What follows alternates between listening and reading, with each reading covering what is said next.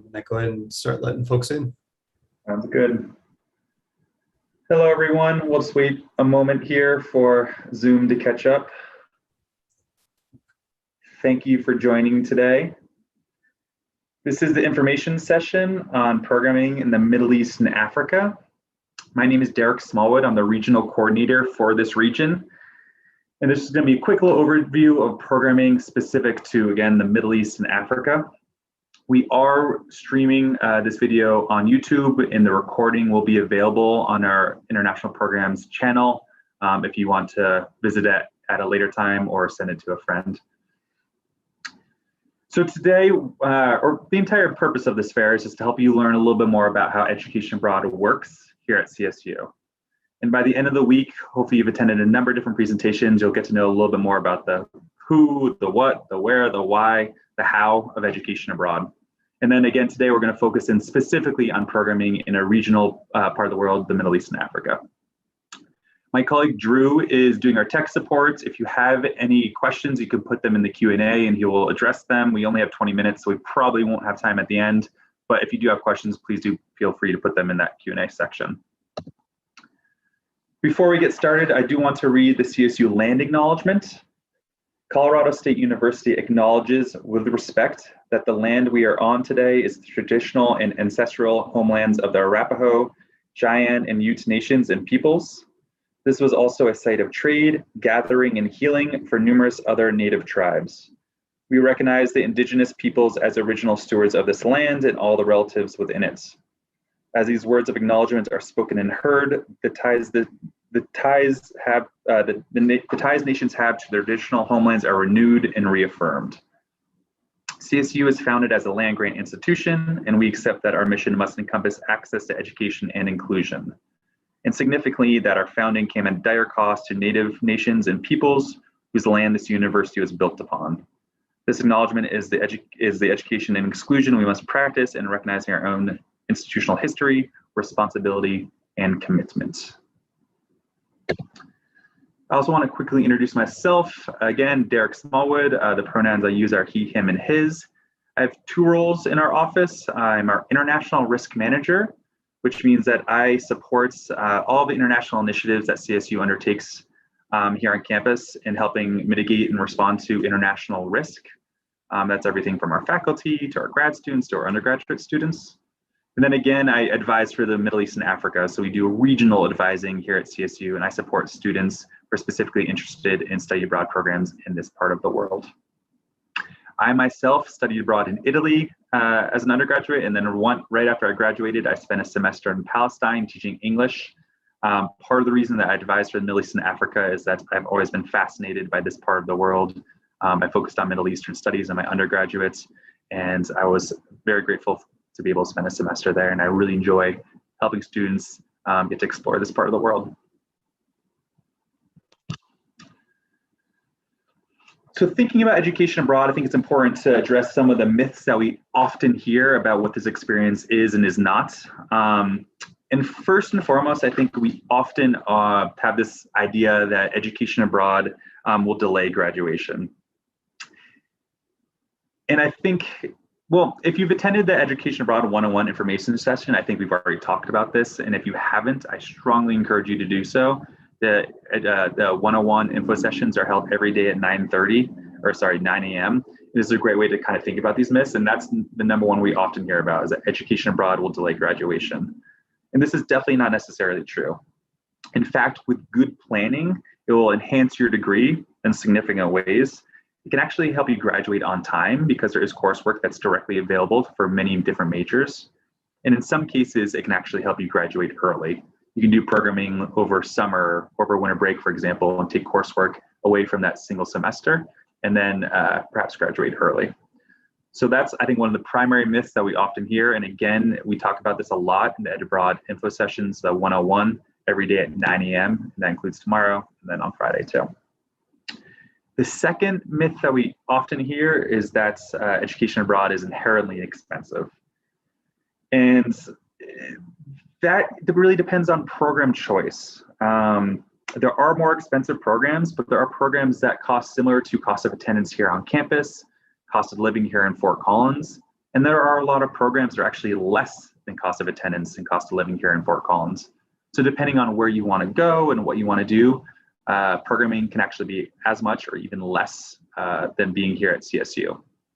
And I'll talk a little bit more about financial aid at the end of this presentation, and it is addressed quite extensively in the 101 presentations, but you can transfer your financial aid to study abroad as well. Third, that you can't fulfill course requirements abroad. And there are courses on all the programs that we work with that could fit really well for your major or for different electives, depending on what you're studying.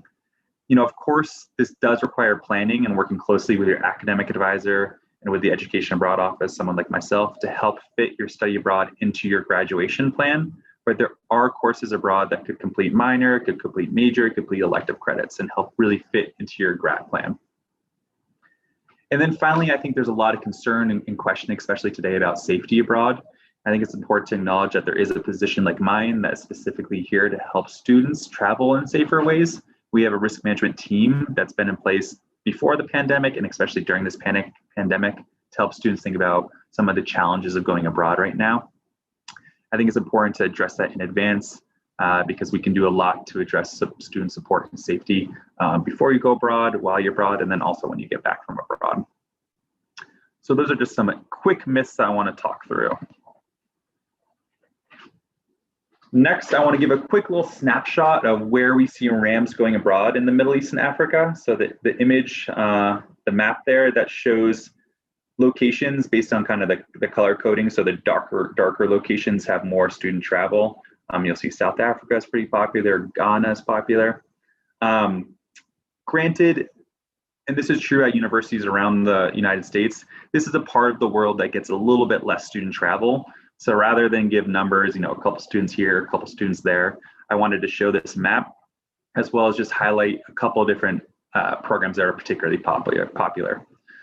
So CSU has faculty-led programs in Zambia, Morocco, South Africa, and Tanzania.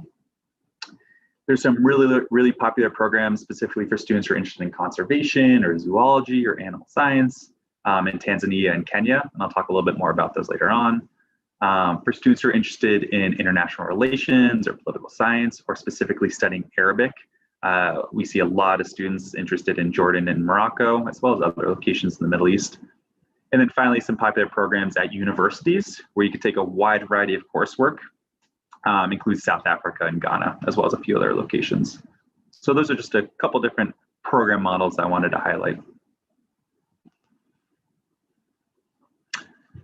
So why might you be interested in studying abroad in the Middle East or Africa? And these are a couple things that I commonly speak to students about. First and foremost, I think this is a really unique part of the world to do learning outside of the classroom. You can do so much learning in the classroom here at CSU, but we don't have, you know, the big five animals. It's hard to immerse yourself in, let's say, Arabic here in Fort Collins. So I think study abroad generally, but especially for students who have majors who might be kind of gravitating towards the Middle East and Africa, an education abroad can be a great time to supplement that classroom learning with more experiential learning in the field. Second, these are some really unique locations that you may not get to otherwise, right? These are kind of off the beaten path, a world away. And I think if you are interested in studying in this part of the world, undergraduate study abroad can be a great time to do so because you have the support of these different organizations that we work with. You have the support of a faculty member that you may be traveling with. So this is a great time to get to these places that feel, you know, kind of far away from home with a lot of support structure in place. And once you go once, you can go abroad, you know, later and visit it alone more independently, kind of after that experience. Another thing I often talk about is just the kind of pervasiveness of welcoming cultures in this part of the world. Speaking from my own experience in Palestine, I think that there's this perception that people know a lot of American students hold of, like, you know, I see this in the news, or my parents said this, or I read that, and there's kind of this negative connotation, just kind of like danger, you know, kind of scary stuff. And I think when you get to this part of the world, people are really welcoming and friendly and happy that you didn't listen to that news bits and kind of took that chance to travel to this part of the world. And I think that's really exciting and, again, really welcoming with everybody that you meet. Affordability. So these program models, again, they do vary on cost, but cost of living in a lot of the countries that we're talking about today can be quite affordable.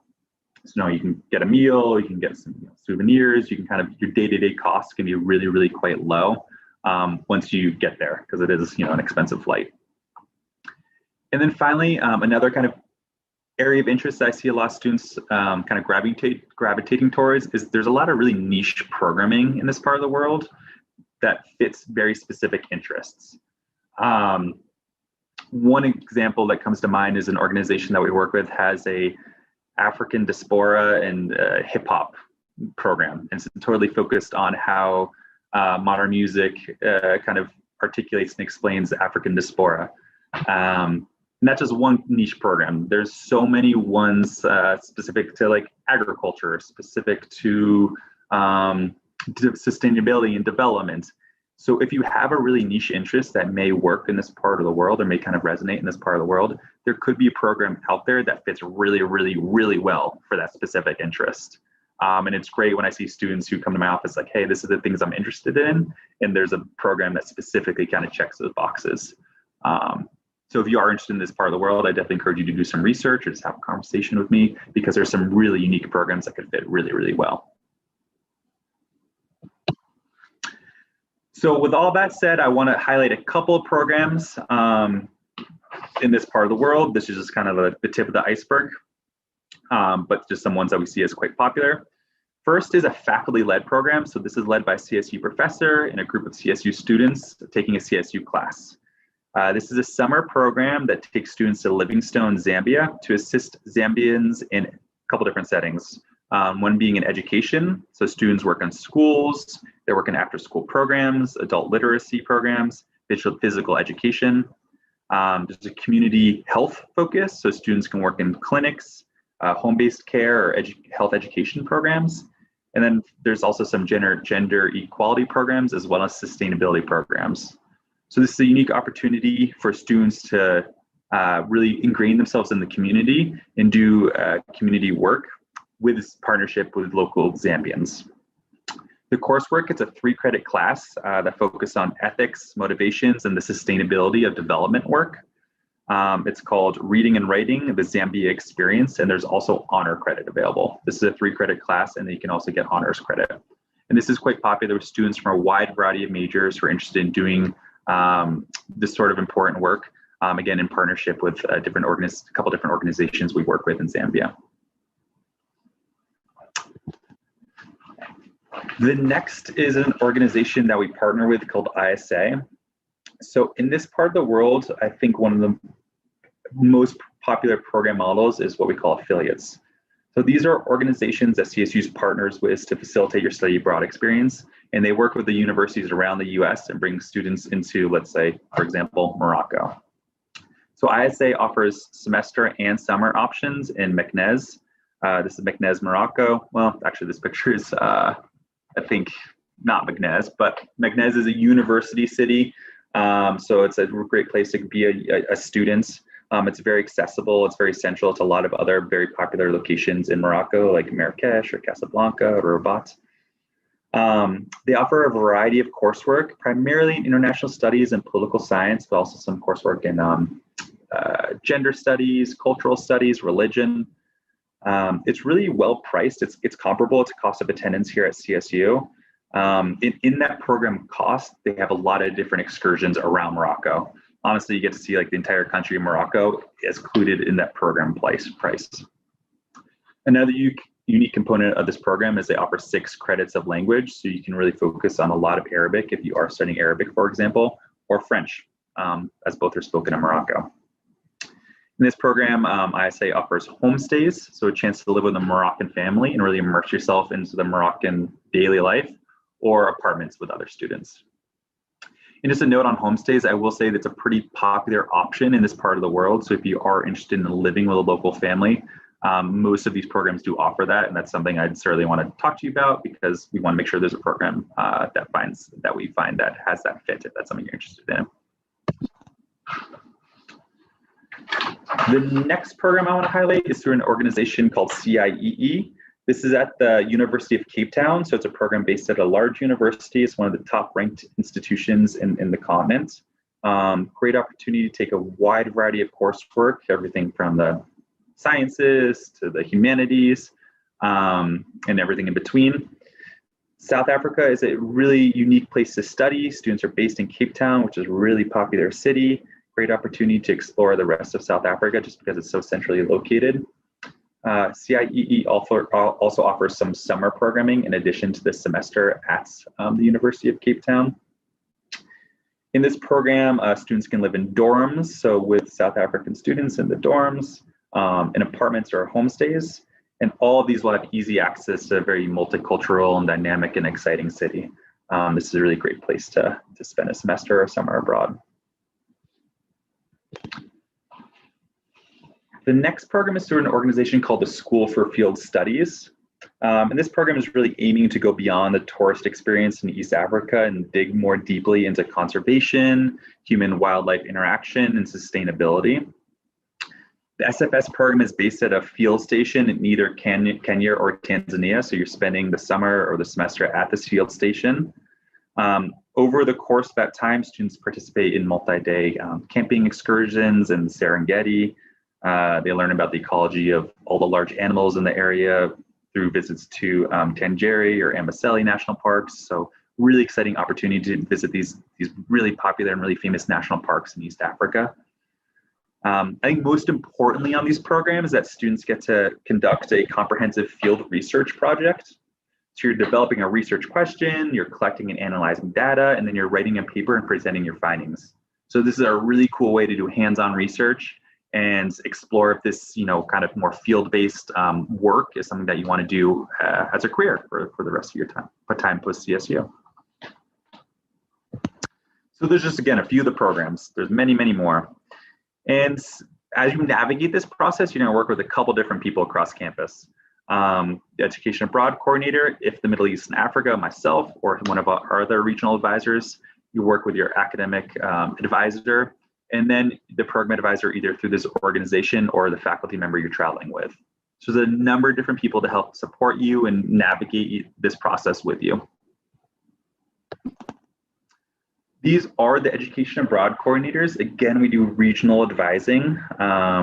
If you're interested in, let's say, Latin America, you'd be working with my colleague Nicole, or Asia, you'd be working with my colleague George. We know the ins and outs of the programs in our region, and it can help support you on the CSU end of finding a program that works really well in whichever part of the world you're interested in. And then again, there's other partnerships that we work with and can support you as you navigate those steps. We also have a number of peer advisors in our office. So these are CSU students who recently returned from an education abroad, and they can speak to their experience, how they found their program, what they liked, maybe what they didn't like, what worked well. And this is just a great way to just connect with a peer and learn about their process and their experiences abroad.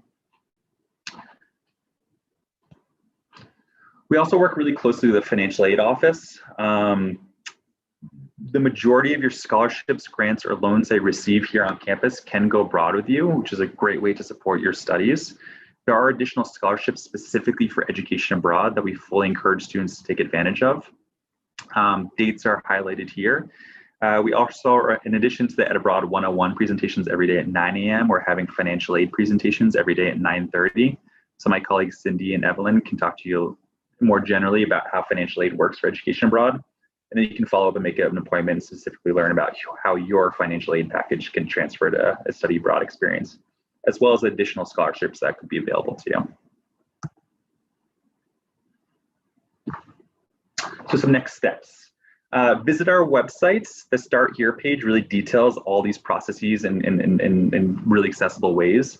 I'd encourage you to speak to your academic advisor and start thinking about what sort of classes you may need while you're abroad, because that can help us figure out which program could be a good fit for you. You can research programs online. Our website lists all the programs that we work with, as well as the organizations that we work with. So you can do a little research and then come into our office with an interest in like a certain program or a certain part of the world. Making an appointment with the Education Abroad Coordinator, making an appointment with a financial aid advisor. Again, we're all here to help you take advantage of the scholarships, the wide suite of programs that we work with to help you find a program that really works well for you academically, personally, and then financially. Finally, one last note about the other information sessions that are available to you. A couple of different sessions I wanted to highlight is one on integrating undergraduate research and study abroad. So that already took place, but you can see the recording on our website. And that's just a cool way to think about maybe areas of interest in research. Again, Middle East and Africa, great opportunity to do research abroad, and how you can integrate that into your study abroad experience. And then the Peace Corps coffee chat. So we work really closely with the Peace Corps here at CSU, and later today, there's a coffee chat with our Peace Corps rep. You can learn a little bit more about what the Peace Corps is like post-graduation. So that is all. We are at time. If you did have any questions, hopefully Drew is able to address them in the Q&A. You can easily find my contact information on our website. And if you are interested in studying the Middle East and Africa, I'd love to connect at any time and hear a little bit more about your goals and priorities and find the right program for you. Thank you.